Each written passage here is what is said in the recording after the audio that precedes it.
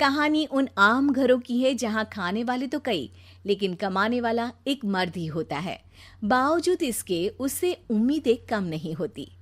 देखिए जी, सामने वाले वर्मा जी कैसी अच्छी तरह से सफाई करते हैं छुट्टी वाले दिन अपने घर की, और एक आप हैं। अरे यार, उनके पास कार है, ऑफिस पास में है और हफ्ते में 2 दिन की छुट्टी होती है, तो फर्क तो पड़ता है ना। मेरी तो शादी ही गलत हो गई। अरे कोई मस्त लड़का मिलता, कमाता भी, घुमाता भी, घर के कामों में भी मदद करता, लेकिन नहीं जी, हमारे वाले को तो कमाने से फुर्सत ही नहीं, और कमाई भी ऐसी कि कोई जरूरत पूरी ही नहीं हो रही है। सुनील बेचारा शीना को देखकर सोचता है कि शीना सही कह रही है। देखने में सुंदर है, घर का सारा काम कर लेती है, उसे तो कोई भी अच्छा लड़का मिल सकता था। क्या सोच रहे हैं? भागने का इरादा तो नहीं है? अरे नहीं मेरी प्यारी बीवी, मैं तो नहीं, पर डर है कि तुम नहीं कहीं भाग जाओ मुझे छोड़कर। शीला सुनील के मुंह से प्यार भरी बात सुनकर मुस्कुराती है। आप भी ना। सुनील एक दिन ऑफिस से घर आता है कि तभी शीना कहती है, सुनिए जी, वो मेरी सहेली आई थी, सारा दिन वो लोग यहीं थे, अब जा रही थी तो मैंने कहा नहीं नहीं, मेरे पति छोड़ आएंगे ना तुम्हें, तो रोक लिया मैंने। सुनील थोड़ी देर कुछ सोचता है, फिर कहता है, ठीक है, मैं कपड़े चेंज करके आता हूँ। अरे तेरे पति को तो लग रहा है कि अच्छा नहीं लगा। अरे नहीं नहीं, ऐसी कोई बात नहीं है, रुको मैं अभी उन्हें घर के कपड़े देकर आती हूँ। शीना अंदर जाती है जहां सुनील पलंग पर लेटा होता है।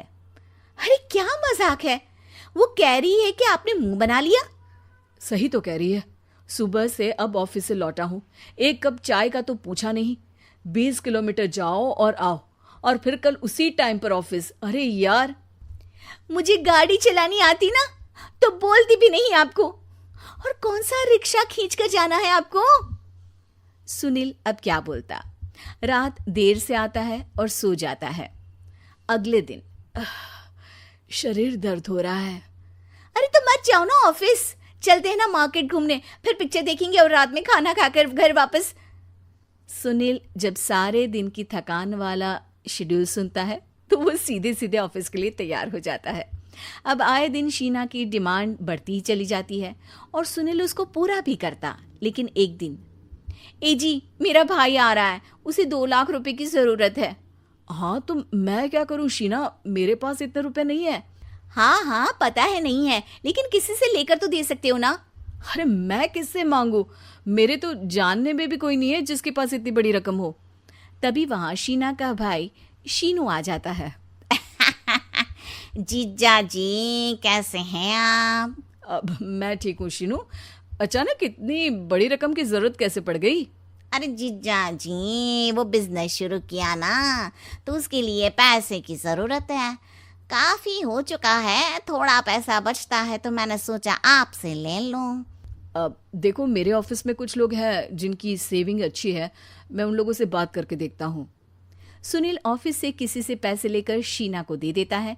शीना वो पैसा भाई को दे देती है 2 महीने बाद। अरे यार शीना, वो ऑफिस वाला आदमी अपने पैसे मांग रहा है, कैसे दूं? अपने भाई से बोलो ना पैसे दे दे। अरे हाँ हाँ दे देगा, कहाँ भागा जा रहा है, आप उनको बोल दो कि दे देंगे। थोड़े दिन बाद, शीना वो आदमी मुझसे आज भी पैसे मांग रहा था यार, मैं तंग आ गया हूँ, ऑफिस जाते ही सामने उसका चेहरा दिखता है, क्या बोलूं, बार बार पैसे मांगता है। अच्छा मैं शीनू को फ़ोन लगाती हूँ, बात करके देखती हूँ। शीना भाई को फ़ोन करती है लेकिन वो फ़ोन उठाता ही नहीं। लगता है भाई कहीं ऐसी जगह है जहाँ नेटवर्क की समस्या होगी। सुनील अगले दिन दोपहर को ही घर आ जाता है। उसका चेहरा उतरा और परेशान सा होता है, वो रोने लगता है। अरे क्या हुआ जी, आप इतना परेशान क्यों हैं? सब ठीक तो है ना? अरे नहीं शीना, कुछ ठीक नहीं है, मैं ठीक नहीं हूँ। तुम्हारे भाई के लिए मैंने जो पैसे लिए थे, उस आदमी ने आज भरे ऑफिस में सबके सामने मेरी बेइज्जती कर दी। सबके सामने आज मैं कर्जदार बनकर खड़ा था। मैंने हर वो प्रयास किया घर चलाने के लिए जो मैं कर सकता था, लेकिन अब नहीं होगा। वो फिर रोने लगता है। अरे आप तो औरतों की तरह रो रहे हैं, मर्द हैं आप। क्यों, आदमी के सीने में दिल नहीं होता, या फिर वो इंसान नहीं मशीन होता है? अरे मैं थक चुका हूँ शीना, तुम समझती क्यों नहीं? मैं भी शारीरिक और मानसिक रूप से थकता हूँ, मैं भी आराम करना चाहता हूँ, सुकून चाहता हूँ। मैं अब कुछ नहीं कर सकता। कुछ नहीं। वो बैठ जाता है। शीना पति को हैरान परेशान देखकर चुप हो जाती है। अगले दिन, सुनिए, ये लीजिए 2 लाख रुपए, उस आदमी को दे दीजिए और बोल दीजिए कि आज के बाद किसी को पैसे के लिए बेइज्जत ना करे। सुनील पैसे देखकर राहत की सांस लेता है। अरे शीना, तुमने तो मेरा बहुत बड़ा काम कर दिया। अब मैं शान से ऑफिस जा सकता हूँ। लेकिन ये पैसे आए कहाँ से? ये पैसे मैंने अपने गहनों को गिरवी रख कर लिया है। तुम ठीक रहो, निश्चिंत रहो, मैं बस यही चाहती हूँ। मुझे माफ करना, पर अब मैं समझ चुकी हूँ कि मर्द को भी दर्द होता है। पेशे से एक बहुत अच्छी वकील थी, लेकिन कहते हैं ना, बहू कितनी भी बड़ी तोप क्यों ना हो, सास के सामने तो भीगी बिल्ली ही होती है। अरे जनक, क्या बात है? आज रोटी नहीं मिली अभी तक। ये तेरा कोर्ट नहीं है जो आज फैसला ना हुआ तो कल की तारीख मिल जाए। रोटी तो रोज वक्त में चाहिए। हाँ माँ जी, रोटी तो कब की बन गई। मैंने आपको कहा तो खाना खाने के लिए, आपने शायद सुना नहीं होगा। ओहो, जज नहीं हूं मैं तेरे कोर्ट की, सास हूं सास। कोई दलील फालतू की मत देना यहाँ। बहुत जानती हूं मैं इन वकीलों को। अपनी बात ऊपर रखने के लिए झूठ बोलने में जरा भी नहीं सोचते। तभी वहां जनक के ससुर आ जाते हैं। अरे भाग्यवान, क्यों बेचारी के काम को कोसती रहती है हमेशा। मैं भी तो था वहां जब ये आई थी तुझे रोटी खाने को बुलाने के लिए। सास को तो अब गुस्सा आ जाता है कि कैसे किसी ने बहू की साइड ले ली। अरे वाह जी वाह, वो तो मैं जानती थी कि कोई ना कोई गवाह तो ये पेश कर ही देगी। पर मैं तो अब सीधा खाना खाकर सोने जाऊंगी। मुझे आदत नहीं है किसी से बहसा बहसी करने की। पता नहीं कैसे ये वकील इतना दिमाग लगाकर खुद तो झूठ बोलते ही हैं, साथ में झूठे गवाह भी ले आते हैं। जनक को सास के ताने सुनने की अब आदत सी पड़ जाती है। एक दिन जनक वकील की ड्रेस पर काला कोट पहनकर कोर्ट के लिए निकल ही रही होती है कि अरे कहाँ चली काला कौवा बनकर? टोक दिया ना। अब कोर्ट तो वकील वाली ड्रेस पहनकर ही जाऊंगी ना। वाह भाई वाह, दामिनी तो मैंने भी देखी है। सन्नी पाजी ने ऐसा ही कोट पहना था और कहा था कि तारीख पर तारीख, तारीख पर तारीख। मतलब कि कोई बात करनी है तो बोलिए, वरना वक्त नहीं है मेरे पास खराब करने के लिए। अरे पता नहीं तुझ में क्या देखा मेरे बेटे ने, सारा दिन वकीलों वाली बहस करती है, भोली भाली सास के साथ। अच्छा सुन, जो इतनी बहस मेरे आगे करती है ना, जरा अपने बॉस से कर ले, जो 1 साल भी ना हुए तेरी शादी को और काले कपड़े पहना दिए। अंदर जा और लाल कोट पहन कर आ, पता तो चले कि नई नवेली शादी हुई है। अरे माँ जी, कोर्ट में मेरा बॉस क्या करेगा? ये तो पूरे देश की ड्रेस है वकीलों के लिए। लेकिन सास तो ठहरी सास। अच्छा, तो कोई जरूरत नहीं है 2-4 साल कोर्ट जाने की। शादी थोड़ी पुरानी हो जाए तब इजाजत दे दूंगी मैं तुझे काले कपड़े पहनने की।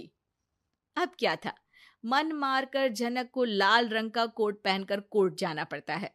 उसके जाने के बाद आहा, बढ़िया, ये पूरे देश की ड्रेस की बात करने वाली। अरे पहना दिया ना लाल कोट। अब सास आए दिन या तो जनक को उसके काम का ताना देती या फिर उसका काम छुड़वा देने की धमकी। तंग आकर एक दिन जनक पति से कहती है, मैं सोच रही हूँ कि कोर्ट जाना बंद ही कर दूं। अरे क्यों यार, इतना अच्छा करियर है, क्यों छोड़ने की सोच रही हो? अरे लाल रंग का कोट पहनकर जाना पड़ता है।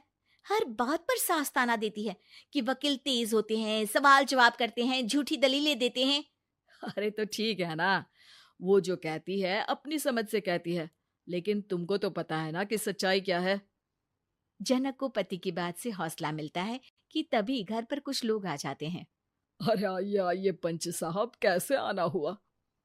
अरे भाई साहब, सुना है कि आपकी बहू वकील है। तभी वहां सास आ जाती है। हाँ है तो, लेकिन क्या हुआ, फिर कहीं बहस कराई क्या? अरे हम तो खुद दुखी है उसके व्यवहार से। अरे भाभी जी, आपको तो पूरा मोहल्ला जानता है कि आप कितना बोलती है। फिर हम यहाँ बहू रानी की कोई शिकायत नहीं, बल्कि अपनी परेशानी लेकर आए हैं। ससुर जी खुश हो जाते हैं। हाँ हाँ, मैं अभी बहू को बुलाता हूँ। जनक वहां आती है, सबको नमस्ते करके बैठ जाती है। बहू रानी, हमारे गांव में बड़ी मुसीबत आ गई है। अब तो पूरे गांव की जिम्मेदारी मानो तुम्हारे कंधों पर है। अरे ना ना, इससे तो घर की जिम्मेदारी पूरी नहीं होती। ये गांव की जिम्मेदारी क्या लेगी? भाभी जी, आप चुप हो जाओ। यहाँ पढ़े लिखे लोगों की बात हो रही है। आप जाओ, जरा रसोई से सबके लिए चाय लेकर आओ। मैं कॉफी लूंगी। हाँ हाँ, वकील साहिबा के लिए कॉफी। सास सर पैर सब पटक कर वहां से निकल जाती है। बहू, गांव में पानी नहीं आ रहा है। पड़ोसी राज्य ने हमारा पानी रोक रखा है। हम्म, इसका मामला तो बड़े कोर्ट में चलेगा पंच जी, लेकिन ऐसा क्यों? वो राज्य हम लोगों से पानी के पैसे मांग रहा है। अब आधे गांव में पानी की सप्लाई खत्म हो गई है बहू रानी। अच्छा पंच साहब, बात गांव की है तो मैं जरूर केस लड़ूंगी। यहाँ एक बार फिर सास की एंट्री हो जाती है। अरे वाह जी वाह, ये काम करवा लो आप हमारी बहू से, बहुत अच्छा करती है। मैं हूं सीधी सादी सास। इस लड़की ने कैसे लड़ लड़ कर मुझे साइड कर रखा है, ये तो अब आपको पता चल ही जाएगा। अरे भाभी जी, आपकी आवाज तो पूरे गांव को सुनाई पड़ती है जब आप बहू रानी को सुंदर वचन सुना रही होती हैं।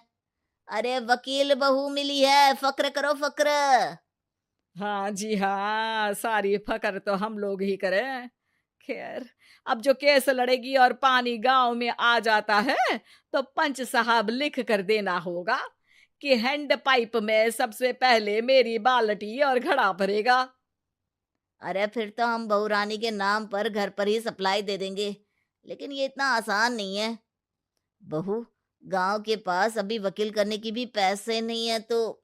अरे पंच साहब, ये मेरे गांव का मामला है, मैं आपसे एक भी पैसा नहीं लूंगी।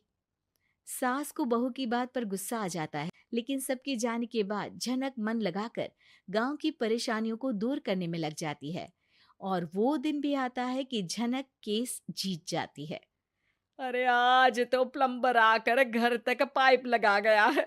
खुश हो जाओ, मेरे कारण तुम लोगों को घर के अंदर ही पानी मिल जाएगा।